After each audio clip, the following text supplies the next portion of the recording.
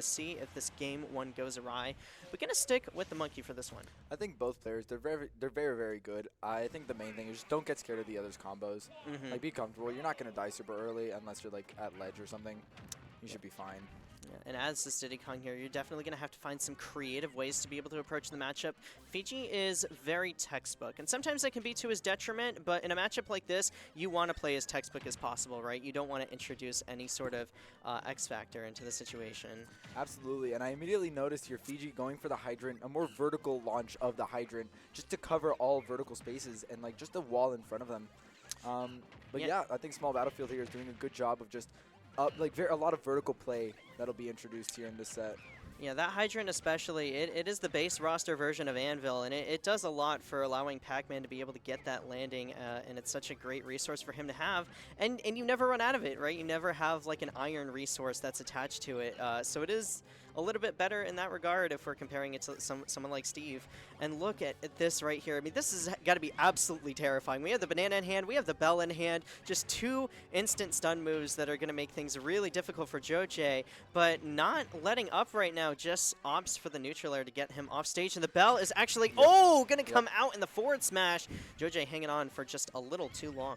Very good job. Shout out to any Pac-Man players watching right now. It's just knowing that bell so good. No, wait, no, you can't SD. Yeah, you're Pac-Man. You have a jump. The SDI was crazy on that forward smash. Falling out, too. Insane. This is going to be a lot of percent for Fiji. And, oh, I love that setup with the weak up air coming out.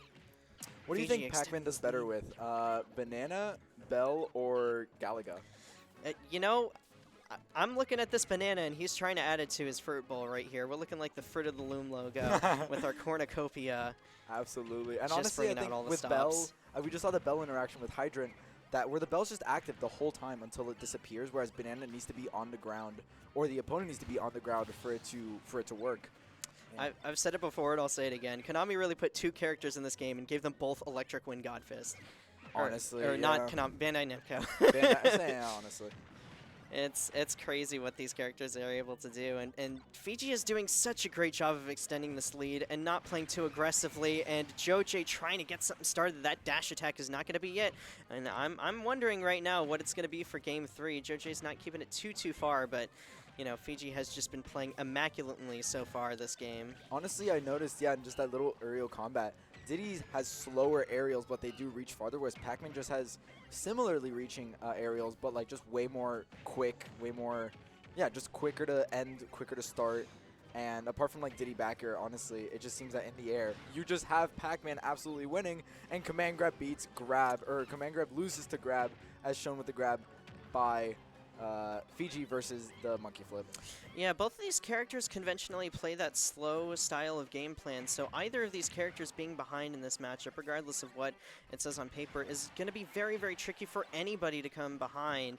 And given the fact that this is one of Diddy Kong's worst matchups, Fiji is just playing it to an absolute T. That water... Honestly, yeah, I think the water pushed it away. No way, Apple. Okay, Ooh. yeah, Apple almost killing off the top right there. Not the right fruit. This monkey does not like apples. He likes bananas. But that back throw, that's probably going to be it. No, he's fine. No. I know this. Back throws are my specialty. You don't understand. I play Incineroar and melon kills. That one's going to be it. I don't know projectile. Sorry, I'm not used to those. Nope. You just puff out that chest. Yeah, exactly.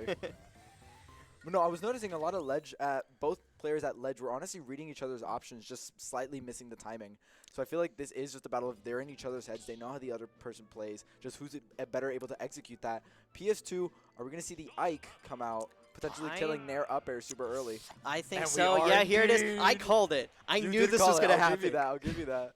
I knew this was going to happen. It's just one of those handful of matches where it's like, actually, Ike could do well here. And you know what? Ike is not one of the better characters in this game, but having that range to contest Pac-Man in those air-to-air situations and just being able to kill so early, so reliably, it's going to work wonders. And I don't know if Fiji has much experience versus Ike just across the board. I think he fought Sassy Priest once or twice, but...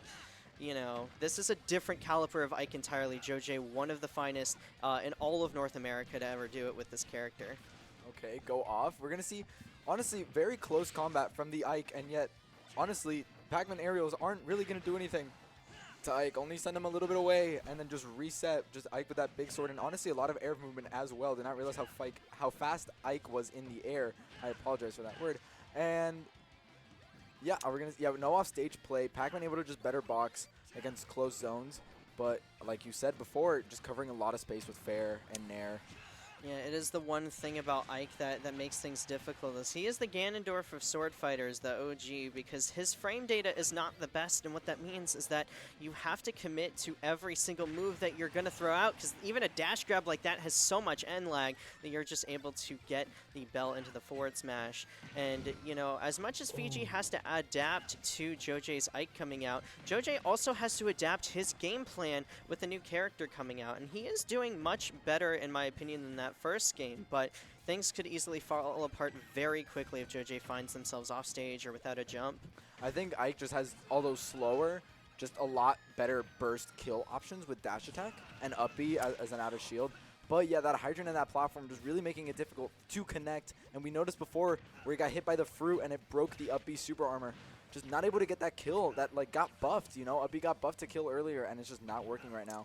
Jojay right now, a little bit of a theme between these last two games is just struggling to find the finisher, and that's allowing Fiji an opportunity to extend this lead and write their ticket for top 8 winner side.